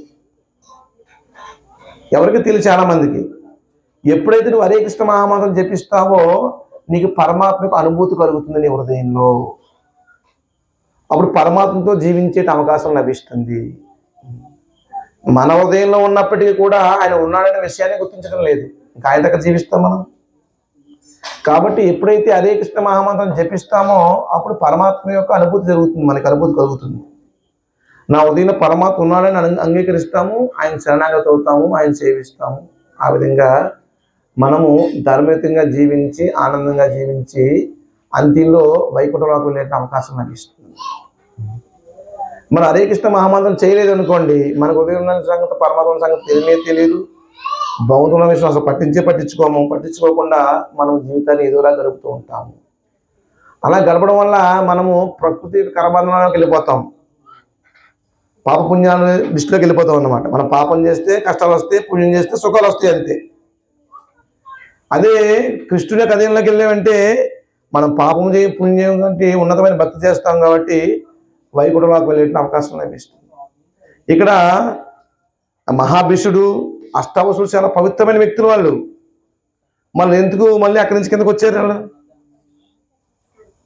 కాబట్టి మన పవిత్రత ఎంత ఉన్నప్పటికీ కూడా మనం ఏదైనా అపరాధం చేస్తే అంటే దిగజారిపోతాం. కానీ భక్తి యోగంలో అలా ఉండదు. కాబట్టి మనం అందరం కూడా భగవంతుడికి పాదపద శరణాగతి అయినప్పుడే మనం నిజమైనటువంటి ఆనందాన్ని, విజయాన్ని పొందే అవకాశం లభిస్తుంది. ఆ శరణాగతి పొందే విధానమే హరే కృష్ణ మహామంత్రం. మనం ఏదో గుర్తొస్తే గుడికి వెళ్తాము, లేకపోతే గుర్తొస్తే భగవంతుడు వస్తాం తప్పించి రెగ్యులర్గా ఒక విధానం ప్రకారం భగవంతుని సేవించాం. ఇది సీజన్స్. కార్తీక మాసం వచ్చి నేను నెలంతా చేస్తారు అంతే. తర్వాత ఎప్పుడో గుర్తొస్తే గుడికి వెళ్తారు, వెళ్తే గుడికి వెళ్తారు. అందరూ వెళ్ళరు, కొంతమంది వెళ్తారు. ఆ విధంగా వెళ్తూ నేను మహాభక్తుని అనుకుంటాను అనమాట. కానీ మిగతా అంతా పాపం చేస్తూ ఉంటారు, అనేక రకాల పాపాలు చేస్తూ ఉంటారు. అన్నింటికన్నా పెద్ద పాపం ఏంటంటే పరమాత్మ యొక్క నిర్లక్ష్యం. అన్నింటికన్నా పెద్ద పాపం మన హృదయంలో పరమాత్మ యొక్క నిర్లక్ష్యం. పరమాత్మ నిర్లక్ష్యం చేస్తూ ఉన్నాం. మనం ఎవరన్నా పెద్దవాళ్ళు నిర్లక్ష్యపరిచాం అనుకోండి, అది ఏమవుతుంది? అపరాధం అవుతుంది. పెద్దవాళ్ళు అంటే మనకన్నా వయసులో పెద్దవాళ్ళు, మన తాతలు కానీ తండ్రులు కానీ ఇటువంటి వాళ్ళని మనం నిర్లక్ష్యపరిచాం అనుకోండి, దోషం, అపరాధం, అధర్మం అవుతుంది. మరి అందరికన్నా గొప్పవాడు పరమాత్మ నిర్లక్ష్యపడితే అది ఇంకా మహాపాపం అవుతుంది. కాబట్టి మనం పరమాత్మని గుర్తించి ఆయనతో మనం అనుసంధానం అవ్వడానికి ప్రయత్నించి ఆయనతో జీవించడానికి ప్రయత్నిస్తేనే నిజమైన ధర్మం అవుతుంది. మనం గుడికి వెళ్ళి 2 కొబ్బరికాయలు కొట్టేసి భగవంతుని మొక్కేసి కొట్టింది 20 రూపాయల కొబ్బరికాయను కోరుకుని 2 లక్షలు 3 లక్షల రూపాయల కోరిక. ఒక కొబ్బరికాయ కొట్టిన ఎంత కోరుకుంటా దాని వాల్యూ ఒక 3 లక్షలు 4 లక్షలు ఇంకా ఎక్కువ ఉంటుంది చూడండి. అది ఏమీ మనకి కొన్ని కోరికలు నెరవేర్తే తప్పించి మానవ జన్మ ధన్యత పొందదు. భగవంతుడు అంగీకరిస్తాడు, అలాగొచ్చినా అంగీకరిస్తాడు. కానీ ఆ కోరికతోనే భగవంతుడు నీకు బంధం తీరిపోద్ది. నీ కోరిక నెరవేరంటే భగవంతుడు మర్చిపోతావు, మళ్ళీ భగవంతుడు మళ్ళీ ఇంకో కోరుకుంటే భగవంతుడికి వస్తావు. కానీ భక్తి యోగంలో భగవంతుని భక్తుడు ఎప్పుడూ మర్చిపోడు అన్నమాట. భక్తుడు భగవంతుని ఏమి కోరుకోడు కూడా. ఆ విధంగా నిరంతరము భగవంతుని యొక్క అనుసంధానం ఉండడం ద్వారా ఆ భక్తుడికి ఎటువంటి దుఃఖము లేకుండా ఆనందంగా జీవించే అవకాశం లభిస్తుంది అన్నమాట. అదే భక్తి యోగ విధానం. కాబట్టి నిరంతరము కూడా మన భక్తి యోగంలో ఉంటేనే మనము నిజమైన ఆనందాన్ని పొందే అవకాశం లభిస్తుంది. ఎందుకంటే మనం శరీరం కాదు, మనం ఆత్మస్వరూపులం. ఆత్మ పరమాత్మ యొక్క అనుసంధానంలో ఉంటేనే ఆనందంగా ఉంటుంది. అది వేరే దేంట్లో ఆనందంగా ఉండదు. నువ్వు పెద్ద కోటేశ్వరుడిగా ఉండు, 1000 కోట్లు 1,00,000 కోట్ల దేవుడిగా, లేకపోతే బ్రహ్మదేవుడిగా ఉండు, ఇంద్రుడిగా ఉండు, అయినప్పటికీ కూడా అది నిరుత్సాహంతోనే ఉంటుంది. ఎందుకంటే ఆ ఏమి ఆత్మకి ఆనందాన్ని ఇవ్వవు. ఒక పరమాత్మ యొక్క అనుభూతి, పరమాత్మ యొక్క సేవ మాత్రమే ఆత్మకు ఆనందాన్ని ఇస్తాయి. శ్రీ ప్రభుపాద ఏ ఉదాహరణ చెప్తారంటే, చేప నీటిలో ఉండడం సహజం, దాని జీవితం అంతే కదా. నీటిలో ఉంటే ఆనందంగా ఉంటుంది. అది చేపను బయటకు తీసుకొచ్చి బంగారు పనుల్లో పెట్టి దానికి మంచి మంచి ఫుడ్లు, ఐస్ క్రీములు, బర్గర్లు, మంచి పలావు, పన్నీర్ కూర, గులాబ్ జామ్ అన్నీ పెట్టి ఏసి పెట్టి ఇంకా తిరిగి ఆనందంగా ఉంటే ఆనందంగా ఉంటుంది. అది గిలగిల కొట్టుకుంటుంది అన్నమాట. ఏమీ లేకపోయినా నీటిలో వెళ్తే ఆనందంగా ఉంటుంది. అది ఎందుకంటే నీటిలో ఉండడం దాని సహజ జీవితం దానికి.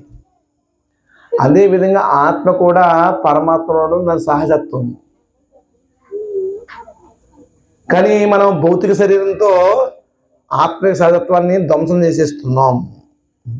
మన భౌతికమైన కోరికల కారణంగా శరీరంతో వ్యవహరిస్తూ ఉన్నాం. శరీరానికి అసలు ఆశ్రయం ఆత్మ. శరీరానికి ఒక మందిరం అంతే, ఆత్మ అంతే. కానీ ఈ యొక్క శరీరము చేసే కోరికల కారణంగా, మనసు, బుద్ధి, అహంకారం కారణంగా మనం ఆత్మ యొక్క కోరికని అనుసరిస్తూ ఉన్నాం. పరమాత్మతో అనుసంధానం కాకుండా భౌతికమైన కోరికలు ఆనందంగా ఉండడానికి ఎన్నో చేస్తూ ఉంటాం. నిరంతరం ప్రయత్నిస్తూనే ఉంటాం. ఏదో తింటాము, ఏదో తాగుతాము, పడుకుంటాము, దెబ్బలాడతాము, సంపాదిస్తాము, పదవులు పొందుతాము, ఇలా ఎన్నో చేస్తూ ఉంటాం. ఎన్ని చేసినప్పటికీ కూడా ఆ మనసుకి నిరుత్సాహం ఉంటుంది. ఎంత గొప్ప నిరుత్సాహం ఉంటుంది. కారణం ఏంటి? ఆ ఏమీ కూడా ఆత్మకు ఆనందం ఇవ్వలేవు. ఆత్మ అంత ఇంపార్టెంట్ ఏంటి అనుకుంటారు మీ అందరు కూడా. మరి శరీరం నుంచి ఆత్మ బయటకు పోతే ఏమవుతుంది? శరీరం శవం అవుతుంది. ఆత్మ బయటకు పోతే శరీరం శవం అవుతుంది. అంటే శరీరానికి ఆత్మ ఎంతో, ఆత్మ లేకపోతే శరీరానికి మూమెంట్ ఏమి ఉండదు అసలు. అందుకు బాడీ కన్నా, శరీరం కన్నా ఆత్మ ఇంపార్టెంట్. మరి ఆత్మ ఎక్కడ ఉంటుంది? హృదయంలో ఉంటుంది ఆత్మ.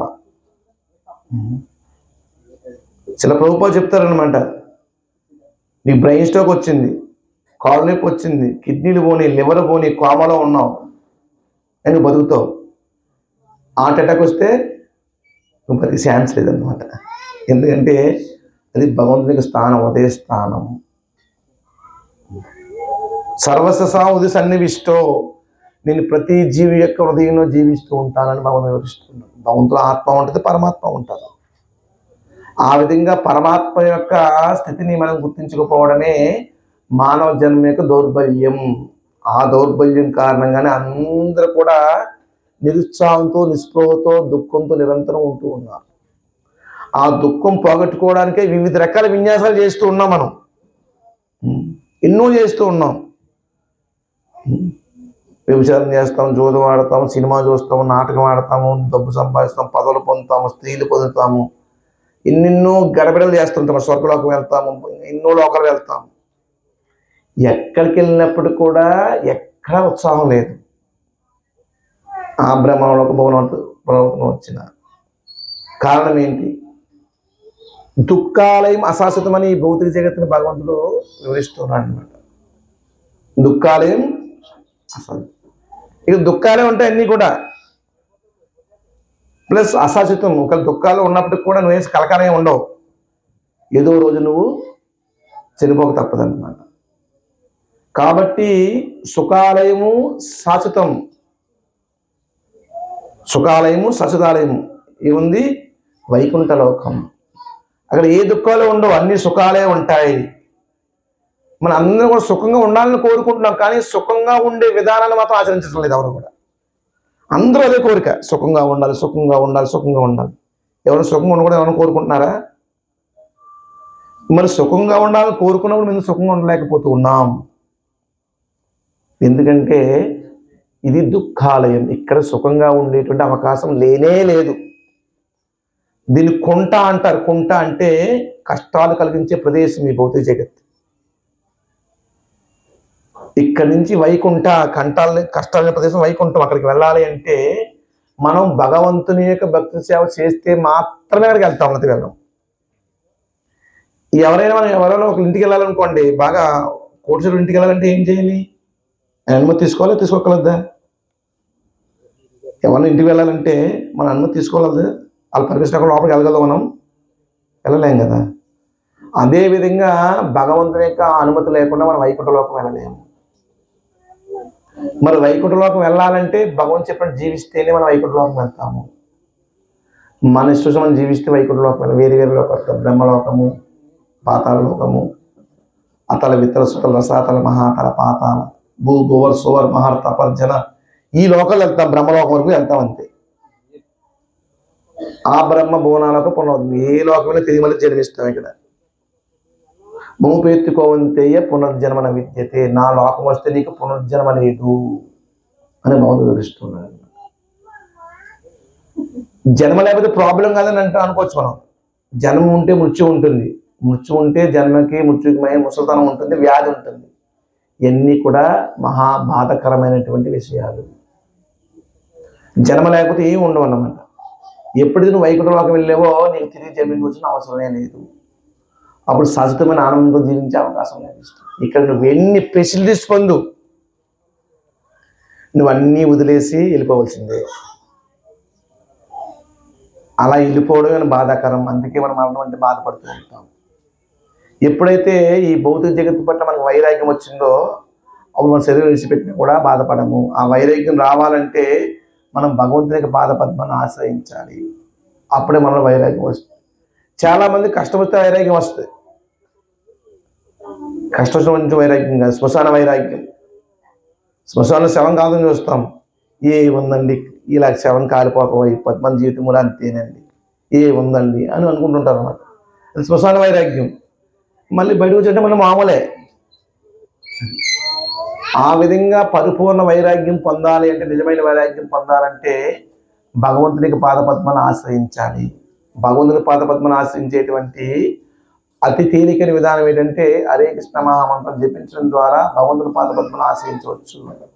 ఎప్పుడైతే హరే కృష్ణ మంత్రం చేస్తామో అన్ని దుఃఖాల నుంచి బయటపడే అవకాశం తప్పకుండా లభిస్తుంది. ఇందులో ఎటువంటి అసత్యము లేదు. ఎవరైతే జపిస్తారో వాళ్ళు తప్పకుండా ఈ దుఃఖాలయం నుంచి బయటపడే అవకాశం వాళ్ళకి తప్పకుండా లభిస్తుంది. ఇది సాక్షాత్తు భగవంతుని యొక్క వాణి. భగవంతుడు అబద్ధం చెప్పాల్సిన అవసరం లేదు. ఆయన మీరు రాజకీయ నాయకులు మన దగ్గర చేయి కోరుకోలేదు. ఆయన మన ఓట్లు కట్టడానికి అవసరం లేదు, మనం మెప్పించవలసిన అవసరం లేదు, మనం ఒప్పించవలసిన అవసరం లేదు. కానీ మన పట్ల ప్రేమ ఉంది కాబట్టి ఆయన చెబుతూ ఉన్నాడు, ఇలా చేస్తే నువ్వు ఆనందంగా ఉంటావని. కాబట్టి భగవత్ ప్రేమ కావాలంటే మనం ఆ విధంగా చేస్తేనే మనం ఆనందంగా ఉంటాము. అది మనం ఆనందంగా ఉండే అవకాశం లేదు. కాబట్టి కలియుగధరమైనటువంటి హరే కృష్ణ మహామంత్రం నిరంతరం జపించడం ద్వారా మనము ఈ యొక్క అన్ని రకాల దోషాల నుంచి బయటపడి ఆనందంగా జీవించే అవకాశం లభిస్తుంది. కృతే ధ్యాయతో విష్ణు త్రేతయజ్ఞమకైహ ద్వాపరే పరిచర్యన్ కలౌతత్ హరికీర్తన. మనకి 4 యుగాలు ఉన్నాయి. ఆ 4 యుగాల్లో సత్యయుగంలో తపస్సు చేస్తూ ఉంటారు, యుగధర్మం అది. త్రేతాయుగంలో యజ్ఞయాగాలు చేస్తారు, యుగధర్మం. ద్వాపర యుగంలో విగ్రహాలు చేస్తారు, యుగధర్మం. కలియుగంలో హరినామ సంకీర్తన యుగధర్మం.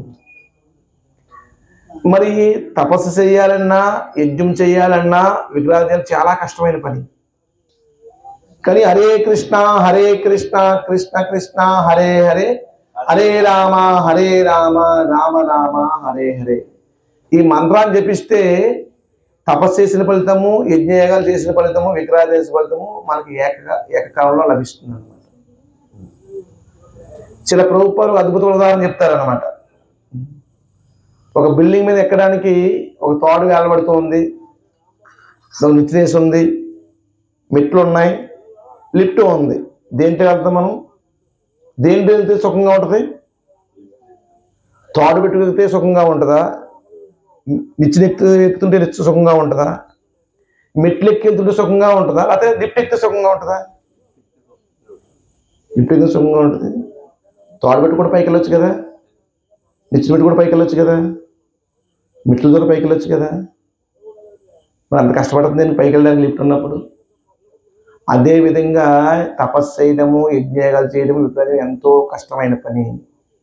హరే కృష్ణ మహామంత్రం అనేది లిఫ్ట్లో కూర్చుంటే ఎంత సునాయాసంగా ఎటువంటి శ్రమ లేకుండా పైకి వెళ్ళిపోతామో, మేడ మీదకి వెళ్తామో, అదేవిధంగా హరే కృష్ణ కృష్ణ కృష్ణ హరే హరే, హరే రామ రామ రామ హరే హరే. ఈ నామాన్ని జపించడం ద్వారా కూడా అంత సునాయాసంగా మనము వైకుంఠ లోకానికి వెళ్ళిపోతాము. ఇది సత్యం, యథార్థం.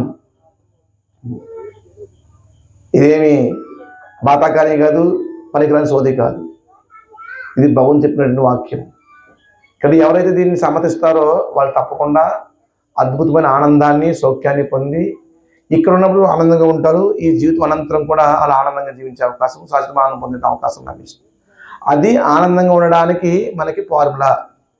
ఇది కాకుండా నువ్వు ఏం చేసినప్పటికీ కూడా తాత్కాలిక ఆనందం మాత్రమే లభిస్తుంది. అందులో కూడా ఆనందం ఉంటుంది, చిన్న ఆనందం ఉంటుంది, కానీ ఎక్కువ దుఃఖం ఉంటుంది అన్నమాట. కానీ భగవంతు సేవలో అంత ఆనందమే, దుఃఖం ప్రసక్తే ఉండదు అన్నమాట. కాబట్టి అందరూ కూడా హరే కృష్ణ మహామంత్రం జపించండి. ఇది యుగధర్మము. ఈ హరే కృష్ణ మంత్రం జపిస్తే ఇంక మనం ఏం చేయవలసిన అవసరం లేదు, సర్వసిద్ధులు మనకు లభిస్తాయి హరే కృష్ణ మంత్రం ద్వారా. ఎటువంటి సందేహం లేకుండా మనం సర్వ దుఃఖాలను తొలగింపబడి ఆనందంగా జీవించే అవకాశం లభిస్తుంది. కాబట్టి ప్రపంచం అంతా కూడా హరే కృష్ణ మహామంత్రం ఇస్కాన్ ద్వారా ఎంతో మంది జపిస్తూ, కొన్ని లక్షల కోట్ల మంది జపిస్తూ ఉన్నారు హరే కృష్ణ మహామంత్రాన్ని. కాబట్టి మీకు కూడా అవకాశం వస్తుంది కాబట్టి మీ అందరూ జపించండి. ఇదేమీ అసత్యం కాదు, ప్రాక్టికల్గా నిరూపించబడినటువంటి సత్యం. సాక్షాత్తు భగవాన్ చెప్పిన విధానం. సాక్షాత్తు శ్రీకృష్ణ భగవాన్ చైతన్య మహాప్రభు రూపంలో అవతరించి, ఆయన కొవ్వూరు కూడా వచ్చే చైతన్య మహాప్రభు శ్రీకృష్ణ భగవానుడు. రావందర అయినట్టు ఒక భక్తుడితో సమావేశం అయ్యారు ఆయన. ఇప్పటికీ ఆ యొక్క ప్లేస్ ఉంది కొవ్వూరులో, గౌడీ మఠంలో. ఆయన వచ్చి హరే కృష్ణ కృష్ణ కృష్ణ హరే హరే, హరే రామ రామ రామ హరే హరే. స్వయంగా శ్రీకృష్ణ భగవాన్ ఇచ్చిన మంత్రం హరే కృష్ణ మహామంత్రం. కాబట్టి మీరు అందరూ జపించండి, జపిస్తే మీరు తప్పకుండా తరిస్తారని చైతన్య మహాప్రభు అందరికీ వరం ఇచ్చారు. ఎవరైతే హరే కృష్ణ మహామంత్రం జపిస్తారో వాళ్ళు అన్ని రకాల దుఃఖాల నుంచి బయటపడతారు, ఎటువంటి సందేహం లేదు. కాబట్టి మీ అందరూ కూడా ఆనందంగా జీవించడానికి ఈ హరే కృష్ణ మహామంత్రాన్ని స్వీకరించండి. మీ జీవితంలో ఎన్నో మార్పులు వస్తాయి, ఆనందంగా ఉండే అవకాశం లభిస్తుంది. అదేవిధంగా ఈరోజు ఈ యొక్క గ్రామంలో ఈ మాతాజీ యొక్క సహకారంతో ఇక దామోదరాత పెట్టాము. దామోదరాత అంటే భగవంతునికి బాల్యలీల. యశోదమాత కృష్ణుడిని రోడ్డుకి బంధించినటువంటి లీల అది. కృష్ణుడు రోడ్డుకి బంధింపబడిన తర్వాత ఆ రోడ్డు తొలగించుకుంటూ వెళ్ళి వాళ్ళ పెరట్లో ఉన్నటువంటి అర్జున వృక్షాలు రెండట్ల మీద వెళ్ళి అర్జున వృక్షాలను పడగొడతాడు అనమాట. వాళ్ళు ఎవరంటే కుబేర పుత్రుడు నలకుబేర మలిగేవ వాళ్ళు, వాళ్ళు దేవతామూర్తులు. వాళ్ళు శాప కారణంగా, నారముని శాప కారణంగా వాళ్ళు వృక్షాలుగా ఉంటారు. భగవంతు వాళ్ళని అనుగ్రహించడానికి ఆ విధంగా ఈ లీలలు చేశారు. ఇది ఎంతో పవిత్రమైనటువంటి లీల. దామోదర మాసం, కార్తీక మాసం. ఈ మాసంలో భగవంతుడికి నీతి దీపం ఇవ్వడం ద్వారా అన్ని పాపాలు పోయి మనకి పుణ్యం లభించి మోక్షం పొందే అవకాశం లభిస్తుంది. ఈ యొక్క ప్రక్రియ చేయడం ద్వారా భగవంతుడు ప్రణామం చేసినా, భగవంతు దర్శించుకున్నా, భగవంతు ఆర్థించినప్పటికీ కూడా మనకి మోక్షం పొందే అవకాశం లభిస్తుంది. ఆ విధంగా ప్రతి ఊళ్ళో కూడా అందరూ ఈ యొక్క అవకాశాన్ని పొంది ప్రతివాడు కూడా ఆనందంగా జీవించి మోక్షాన్ని పొందాలన్నదే ఆచార్యుల యొక్క ప్రభుపాదుల యొక్క కోరిక. అందుకు ప్రభుపాద ఆచార్యుల యొక్క కోరిక మేరకు మేము ప్రతి గ్రామంలో కూడా ఇస్కాన్ తరపుని ఈ యొక్క కార్యక్రమం నిర్వర్తిస్తూ ఉన్నాము. ఇది ఈ విధంగా చేయడం ద్వారా మీకు సర్వపాపాలు తొలగింపబడి మీరు ఆధ్యాత్మిక జగత్ వైకుంఠంలోకి వెళ్ళే అవకాశం లభిస్తుంది. చాలా చాలా అద్భుతమైన అవకాశం. కాబట్టి ప్రతి ఒక్కరు కూడా ఈ అవకాశాలు వినియోగించుకుని భగవంతుని అనుగ్రహం పొందండి. అదేవిధంగా రోజు కూడా మీరు హరే కృష్ణ మహామంత్రులను మానమే జపించండి. మీకు అన్ని రకాల దుఃఖాలు పోయి ఆనందంగా ఉండే అవకాశం లభిస్తుంది. ఇది ప్రాక్టికల్గా చేస్తే మీకు వెంటనే ఆ ఫలితం కనిపిస్తుంది. కాబట్టి చేసి చూడండి. దీనివల్ల మీకు ఎంతో ఉపయోగం ఉంటుంది. సర్వపాపాలు పోయి మనం పవిత్రమయ్యే అవకాశం లభిస్తుంది. ఇది జపించడం మాకేం ఉపయోగం లేదు, మీరు జపించడం మీకే ఉపయోగం. మీ సర్వపాపాలు పోయి మీరు పవిత్రమయ్యి ఆనందంగా జీవించే అవకాశం లభిస్తుంది. కాబట్టి అంతా మీ గురించే మేము వివరిస్తూ ఉన్నాం. కాబట్టి మీరు దీన్ని స్వీకరిస్తే ధన్యులు అవుతారు. ప్రతి ఒక్కరు కూడా హరే కృష్ణ మహామంత్రాన్ని స్వీకరించండి. ఆ భగవత్ నామం జపించడం ద్వారా భగవంతు పరమ పవిత్రుడు కాబట్టి ఆ నామాన్ని జపించడం మనం కూడా పవిత్రం అవుతాము. తద్వారా పవిత్రమయ్యామంటే పవిత్ర కర్మలు చేస్తాము. పవిత్ర కర్మలు చేస్తే సుఖవంతమైన ఫలితాలు వస్తే సుఖంగా ఆనందంగా ఉంటాము. మనం పవిత్రం కాకపోతే అపవిత్రంగా ఉంటే అపవిత్ర కర్మలు చేస్తాము, కష్టాలు వస్తాయి, దుఃఖాలు వస్తాయి. కాబట్టి ప్రతి ఒక్కరు కూడా ఈ హరే కృష్ణ మహామంత్రాన్ని మీ జీవితంలో ఆహ్వానించండి. మీ జీవితంలో ఎంతో అద్భుతమైనటువంటి ఆనందం వచ్చే అవకాశం తప్పకుండా లభిస్తుంది. హరే కృష్ణ. ఇప్పుడు భగవంతుడికి హారతి ఉంటుంది, దామోదర హారతి. ప్రతి ఒక్కరు కూడా మీ చెయ్య వాష్ చేసుకుని కొద్దిగా వాటర్ ఇస్తారు, వాష్ చేసుకుని దామోదరుడికి హారతి ఇవ్వండి. అదే ప్రసాదం తీసుకుని అందరూ వెళ్ళండి. హరే కృష్ణ.